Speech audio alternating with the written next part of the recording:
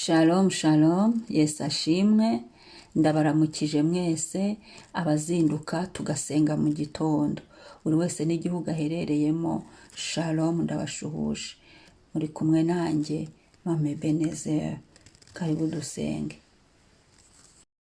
Zaburi ya 68 umurongo wa 20 n'uwa 21 aravuga ngo umwami ahimbazwe utwikorerera imitwaro uko bukeye, niwe Imana itubera agakiza.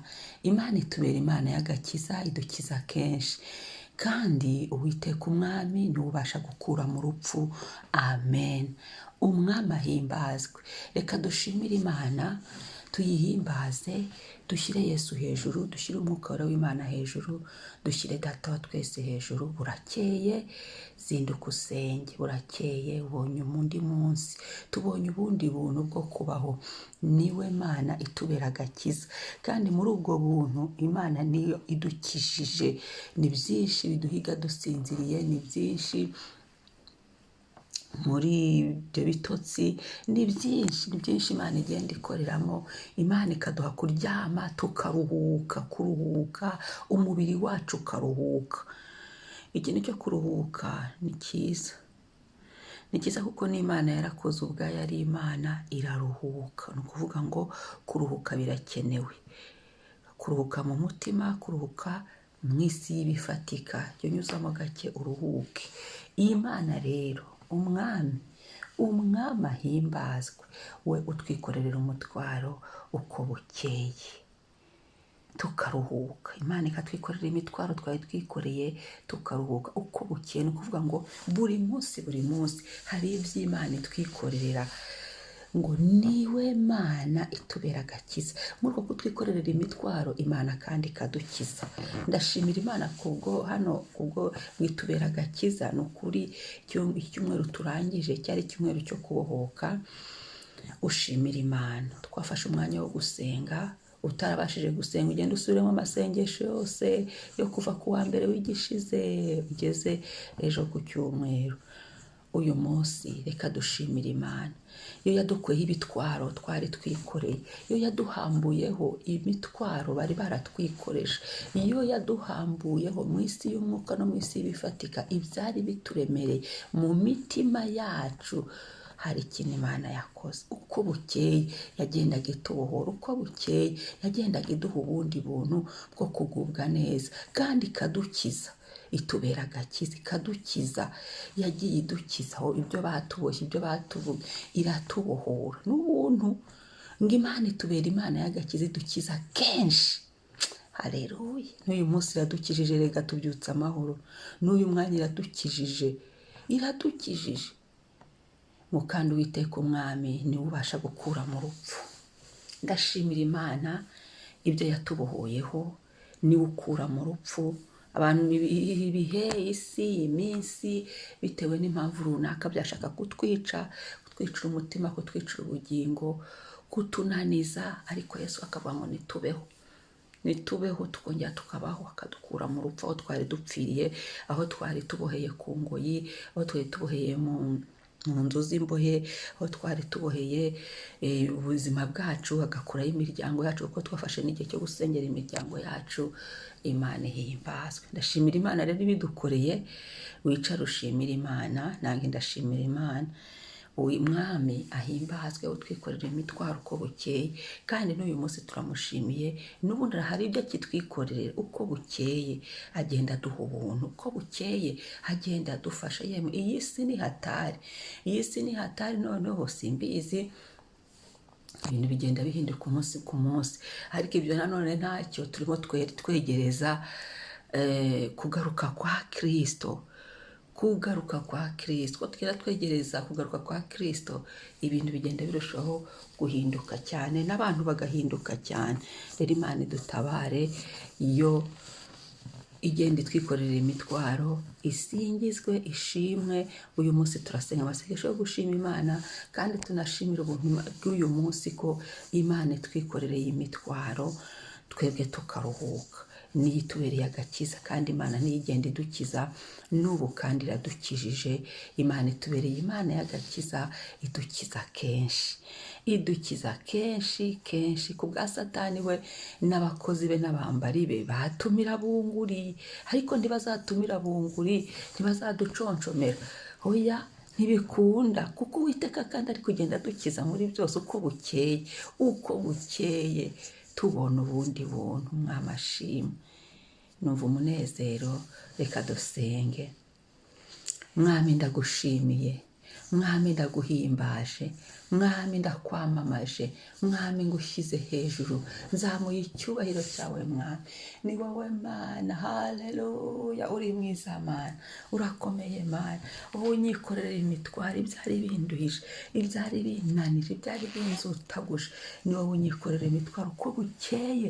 Ni wowe Mana imbere agakiza, Mana tubere imbere y'Imana, umbereye agakiza, unyirije kenshi kenshi kenshi, n'ubundi uracyankiza, n'ubundi wemeye kunkiza uko bukeye, umanura ubuntu bwo kunkiza. Ndagushimiye, icyumweru gishize ndagushimiye, waratubohoye, wabanye natwe Mwami, haleluya, uhagararanye natwe Mwami, wagiye wumva gusenga kwacu Mwami, wadushyiriyeho itegeko ryo kubohoka aho twari tuboheye, aho twari turuhiye. Yo, watubereye agakiza, ntacyo tugushinja Mwami. Uradukijije, ukijije imitwe yacu, ukijije igihimba, ukijije amaguru n'amaboko, uradukijije mu isi y'ibifatika, uradukijije mu isi y'umwuka, uradukijije mu rugendo rw'agakiza, uradukijije imbere n'inyuma, uradukijije iburyo n'ibumoso, uradukijije hasi no hejuru, ukijije ubugingo bwacu, ukijije imibiri yacu, uradukijije, ukijije amazina yacu. Wowe utubereye agakiza, ndagushimiye Mwami, ko hari ibyari bituremereye, ari wowe uko bukeye ugenda ubitwikorera n'uyu munsi. Kandi hari ibyo twikorereye maze ngo turuhuke, tugubwe neza, twe tugira amahoro. Mana himbazwa, utubereye agakiza, udukiza kenshi Mwami, uradukijije. Uwiteka Mwami ni wowe ukura mu rupfu, haleluya, aho twari dupfiriye mu byaha ni wowe wahadukuye kubw'amaraso ya Yesu Kristo. Kubw'amaraso ya Yesu Kristo twari abo gupfa, ariko amaraso ya Yesu Kristo aratuzura. Kubw'amaraso ya Yesu Kristo ntitugipfuye, twebwe ntitugipfuye, kuko amazina yacu yanditse mu gitabo cy'ubugingo.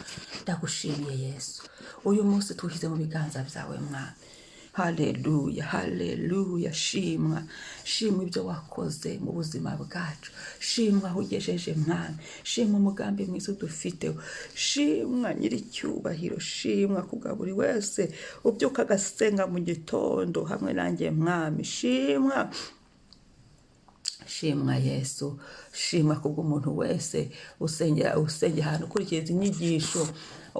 Mwami, uko bwije uko bukeye, kugenda umukiza, ugenda udukiza.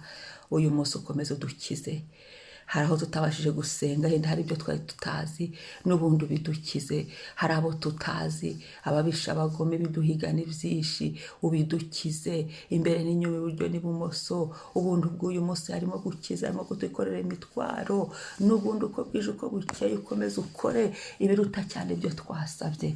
Turagushimiye ko wadutekerejeho, turagushimiye ko utugiriye ubuntu, turagushimiye kubw'uyu munsi. Buri saha y'uyu munsi nyirambitse mu maraso ya Yesu, mu izina rya Yesu. Bari bafite imitwaro baruhije Mwami, kuko Mwami uwo baruhuke, imitima iruhuke, ubuzima buruhuke, imibiri iruhuke, bagubwe neza Mwami, babe mu mudendezo. Ndagushimiye, ukomeze udukize kandi udukura mu rupfu, udukize imyuka y'imfu, imyuka yari yishe ibyacu, imyuka y'imfu yari yishe abacu. Komeza udukize mu izina rya Yesu, mu izina rya Yesu, ukomeze udukize Yesu. Ibyatwicira ubugingo ni byinshi, ukomeze udukize. Ibyatwicira amazina ni byinshi, ukomeze udukize. Ibyatwicira mu bihugu turimo ni byinshi, ukomeze udukize kandi utugote. Turishinganishije uyu munsi mu maraso yawe Mwami, dushinganishije ubugingo bwacu, dushinganishije amazina yacu. mu maraso yawe mwami. Dushinganishije ibihugu turimo mu maraso yawe mwami. Dushinganishije aho turi bujye hose mu maraso yawe mwami. Dushinganishije imirimo y'amaboko yacu mu maraso yawe mwami. Uduhe umugisha mwami, utugirire neza, uturamburire ikiganza cyawe. Haleluya, uduhembuze ineza yawe. Urakoze Yesu kudukijije, utuzure.